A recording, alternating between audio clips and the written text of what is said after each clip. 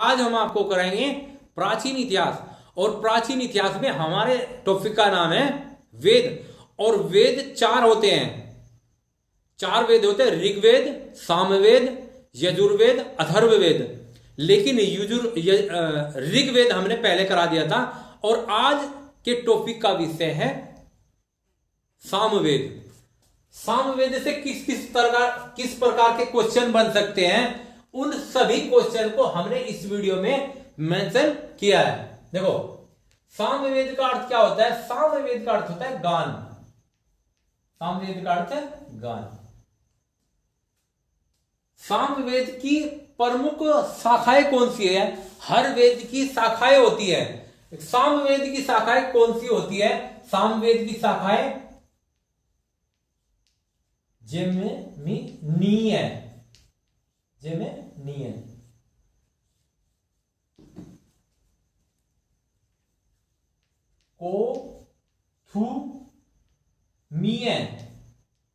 कोथुमीय,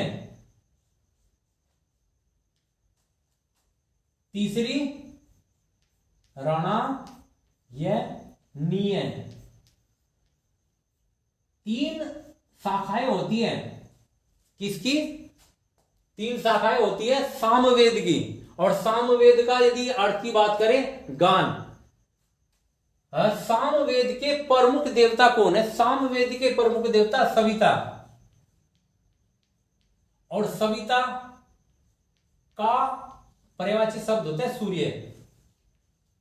सूर्य यानी कि हमारे वेदों में प्रकृति की पूजा होती थी, जैसे कि वायु,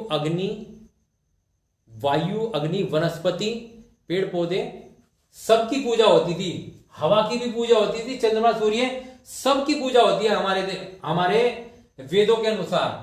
भारतीय संगीत का मूल वेद कौन सा है? भारतीय संगीत का मूल वेद सामवेद। सामवेद भारतीय संगीत का मूल वेद है। सामवेद का उपवेद कौन सा है? सामवेद का उपवेद गंधर्व वेद। गंधर्व वेद, गंधर्व वेद, गंधर्व वेद। सामवेद का उपवेद गंधर्व वेद।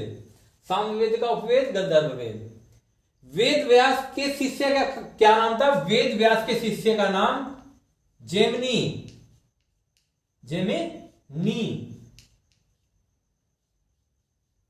वेद व्यास के शिष्य का नाम जेमिनी। सामवेद में कुल कितनी ऋचाएं हैं? सामवेद में कुल कितनी ऋचाएं? सामवेद में 1875 ऋचाएं हैं। ऋचाएं किसको बोला जाता है? ऋचाएं, मंत्रों को ऋचाएं बोला जाता है। मंत्रों को ऋचाएं बोला जाता है। सामवेद के प्रवर्तक किसको बोला जाता है? सामवेद के प्रवर्तक, देखो, प्रवर्तक नारद। और उपवेद, सामवेद का उपवेद, सामवेद का उपवेद गंधर्व वेद। और सामवेद के प्रवर्तक नारद को बोला जाता है।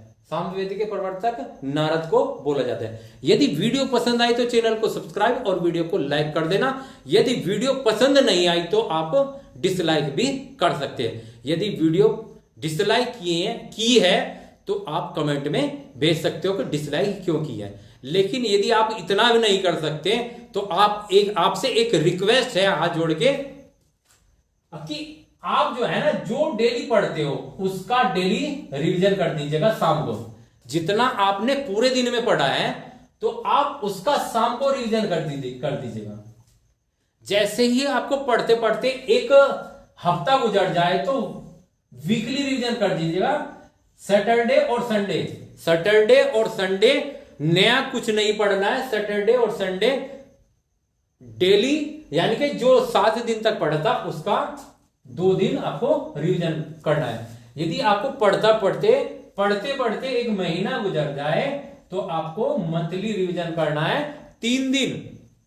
महीने के 3 दिन, पूरे महीने के 3 दिन आपको जो पूरे महीने पढ़ा है ना उसका 3 दिन में सरसरी दृष्टि से एक रिवीजन करना है। और जैसे ही पढ़ते पढ़ते आपको 6 मंथ गुजर जाए, 6 मंथ गुजर जाए तो आपको पूरे 6 मंथ का रिवीजन करना है। जैसे ही आपको पढ़ते पढ़ते आपको